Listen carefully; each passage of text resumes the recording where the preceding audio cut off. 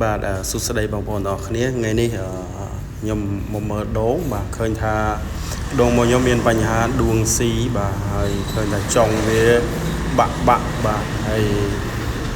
ខ្ញុំបាទក៏សួរអ្នកចាស់ដែលគាត់មានបទពិសោធន៍នៅក្នុងការដាំដងអញ្ចឹងណាបាទអញ្ចឹងគាត់ប្រាប់ខ្ញុំពីបទពិសោធន៍និងមានវិធីជាច្រើនប៉ុន្តែនៅក្នុងចំណោមវិធីទាំងអស់នោះខ្ញុំជ្រើសរើសយកវិធីមួយនេះសាកល្បងទេបាទសាកល្បងដើម្បីយើងចង់ដឹងបាទគឺគាត់ឲ្យយើងយកថ្នាំកាឡាតហើយយកដបទឹកសុទ្ធ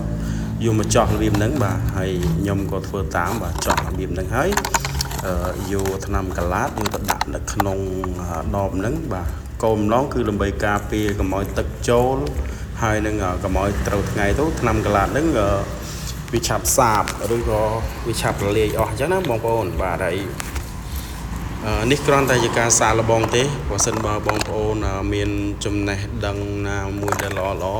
ជួយ comment ប្រាប់ខ្ញុំនៅក្រោមវីដេអូនឹងផងពីព្រោះថាដងខ្ញុំមានបញ្ហាទី1ដងស៊ីហើយទី